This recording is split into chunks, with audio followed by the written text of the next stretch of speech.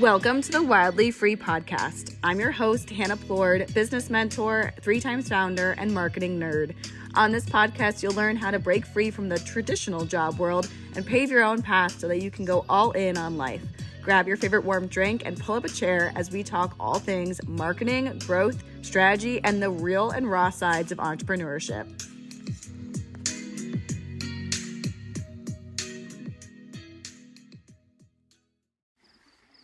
Today, I was working on a post reflecting back on my journey from year zero, the day I started my business, from my best friend's basement, shivering and shaking, feeling so nervous as I pitched my very first job on a Facebook group post, to today, a 6-figure business, hundreds of people served.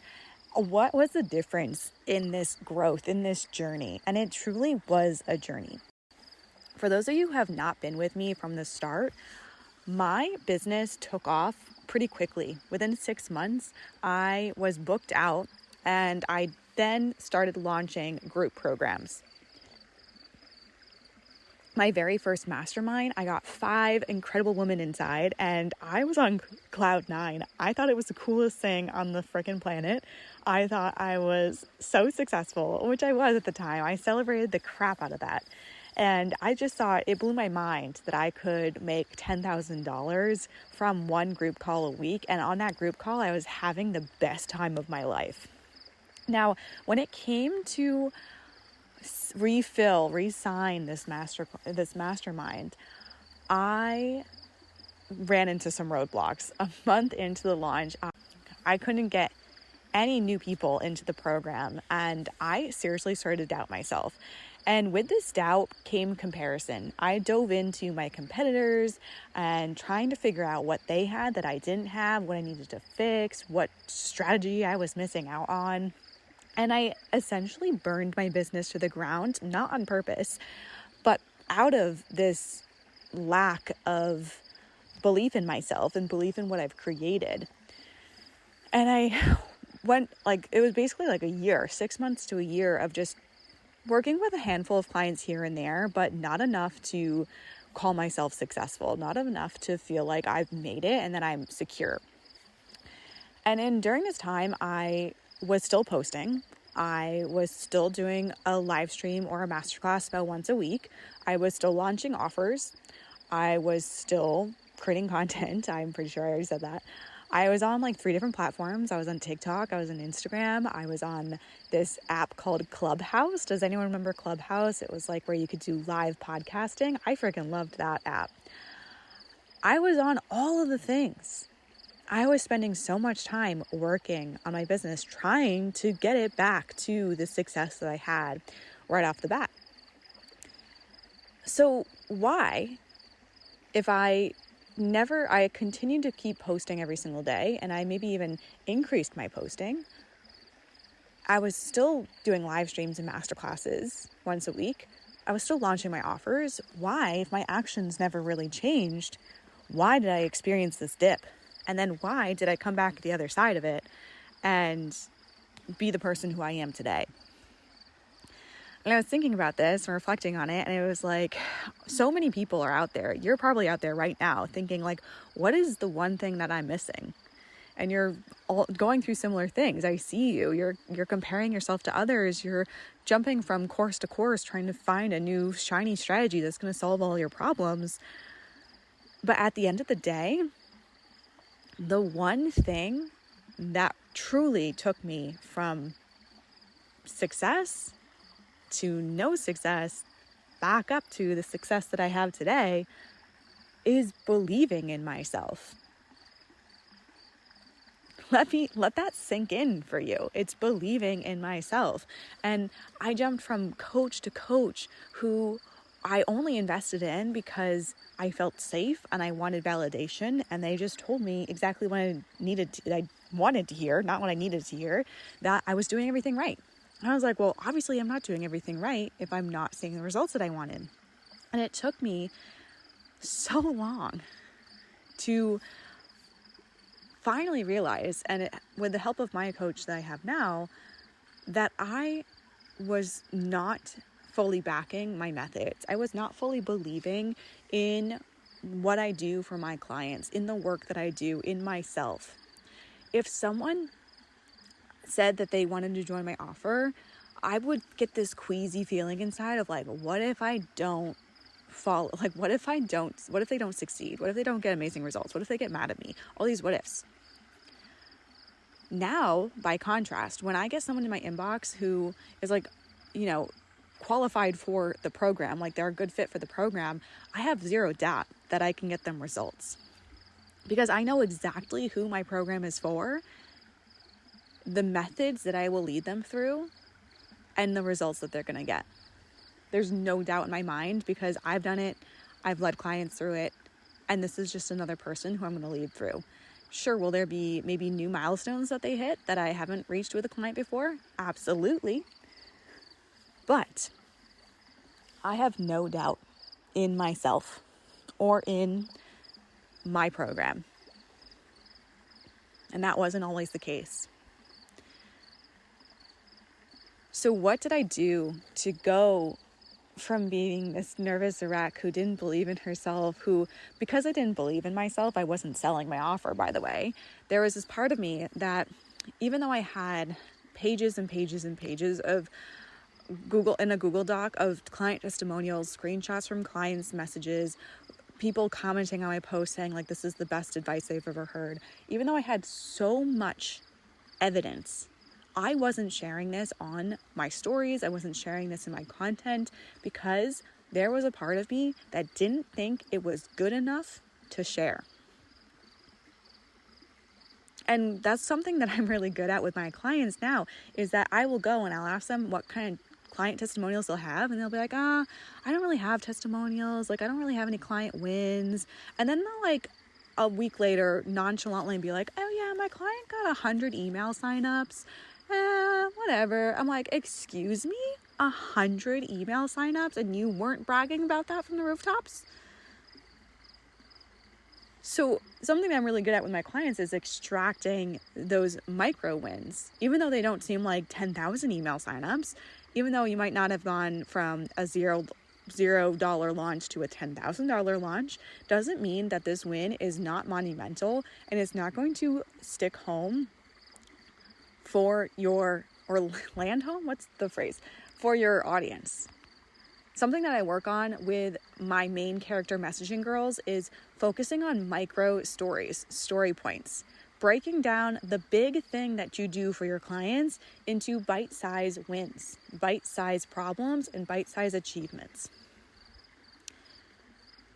And when you break these down into bite-sized achievements and bite-sized problems, suddenly now your maybe not so sexy client testimonial is now super sexy. It's the exact thing that you need to sell your offer. So something that I did when I was trying to build my confidence, well, one was looking at this vault of client testimonials that I have and listing out literally every single thing that I've helped my clients with and how I helped them get there, right? Like it wasn't just an accident. There's patterns here. The second thing that I did, and this is not really business related, but I started doing two habits that I desperately needed to do more.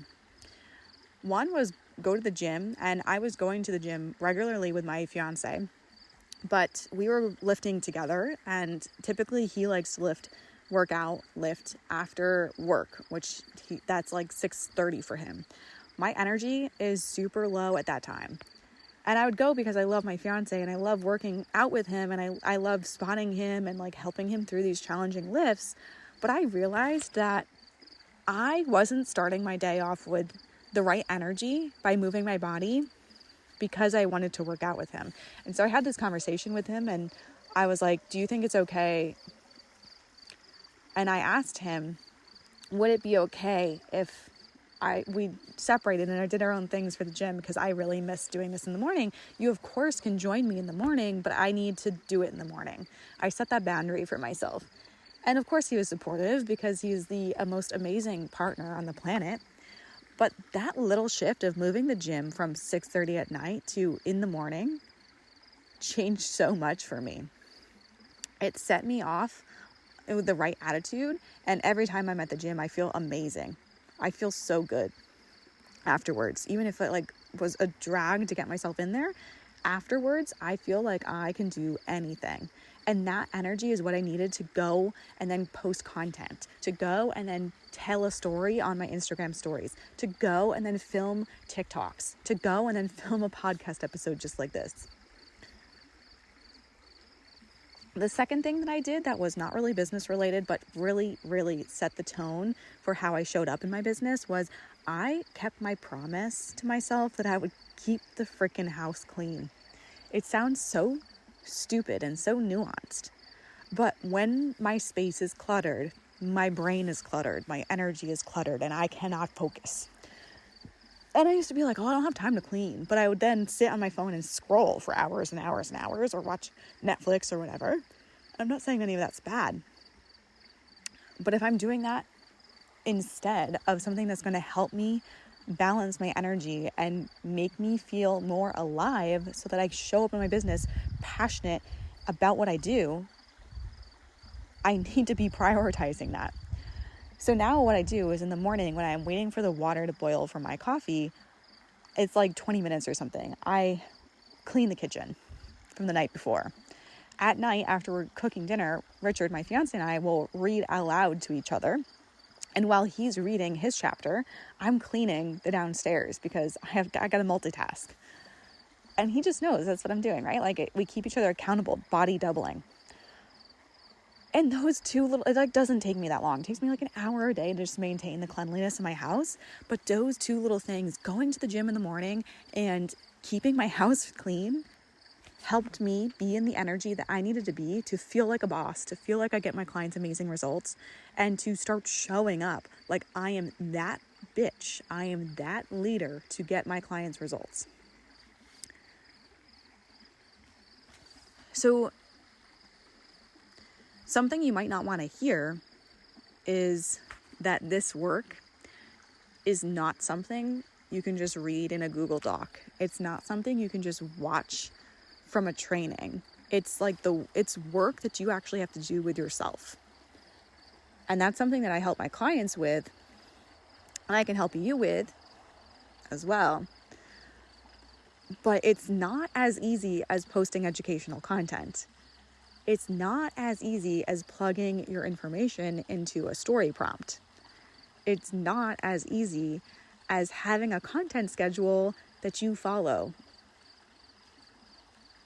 It's hard. It's uncomfortable. You have to get honest with yourself.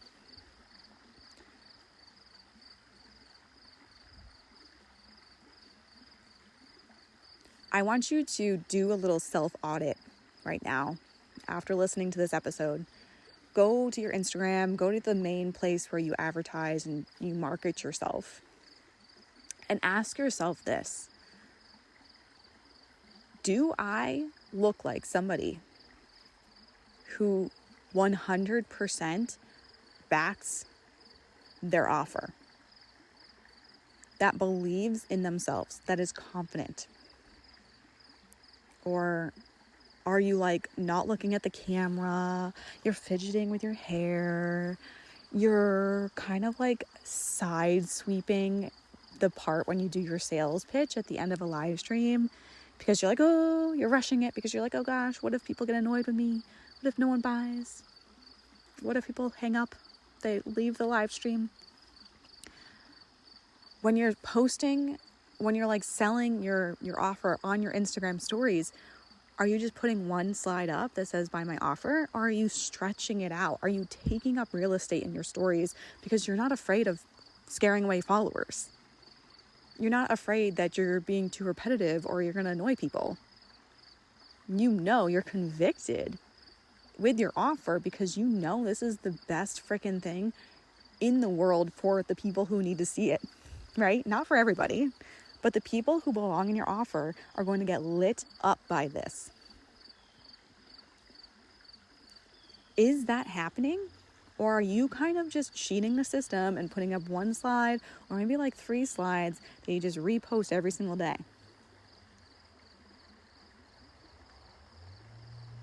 when you're doing talking videos like this, when you're showing up and speaking to your audience, your face to camera, do you feel confident? Or are you stuttering? Are you rushing? Are you afraid to say hello to people on the Instagram Live? One thing, this was huge for me, was when I went to go pitch my services at the end of a masterclass, I would have to read off a script because I could not remember what I do in that offer. So I'd be like, yeah, so this is the program. You get this, this, this, and this. It's for this person. But I would read all of that off a script because my brain would literally go blank. You know what that's a sign of? You're not embodied in your offer. I can tell you right now who the perfect person is for each one of my offers, what my offers are, what you get out of them, what problems I solve, what transformations you can expect from these offers, who this offer is for right now. But baby coach Hannah would have to read off a script. And I'm not saying reading off a script is bad. If it's going to help you maintain your composure, do it. But you should be able, if we're on a coaching call right now and you're just speaking to me, you should be able to tell me exactly what this offer is, who it's for, and what they can get out of it, what the transformation is, off the top of your head. You shouldn't have to look at your document where you created the offer. So these are some self-checks that I want you to be doing on a weekly basis, a monthly basis. Whenever there's doubt, whenever you start to doubt yourself, whenever you start finding yourself slipping into that comparison, I want you to go and do this self-audit. Because that, my friend, is the definition between struggling to sign clients and serving hundreds of people. Helping hundreds of people sign more clients, scale their business using storytelling, sales, and content.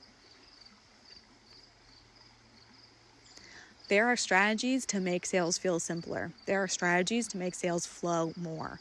That's why I love storytelling, because it just slips off the tongue. It's so natural. It feels so normal. It's like telling your best friend about a new restaurant that just opened up in town. So if sales feels intimidating to you, if sales feels like you're pushing a boulder up a mountain, it's so hard. I really encourage you to come and join us inside Main Character Messaging. This is more than just a content program. This is more than just a messaging program. This program is where we really dig into what makes you special, what makes you stand out from the online space, from your industry, what makes you the person your audience should be investing in. And when you figure this out, this is going to help you have that confidence to show up and talk about your offers. So you're going to learn sales, you're going to learn content, you're going to learn how to use storytelling to do both sales and content, and you're going to learn how to start showing up as a leader. And these are the foundations that really make people back you. These are the foundations that really make people want to support you, want to join your community, want to join all your programs, want to follow you, and your clients are going to get results because you believe in yourself. You know what you are capable of. No more signing people that maybe are not quite the right fit, but you just really wanted the money. You're signing dream clients who are meant for your offer. And because they're meant for your offer, they're getting incredible results. So if you're like, yes, sign me the F up, I am ready. This is exactly what I need to transform my business by the end of 2024. Send me a DM on Instagram and let's get started.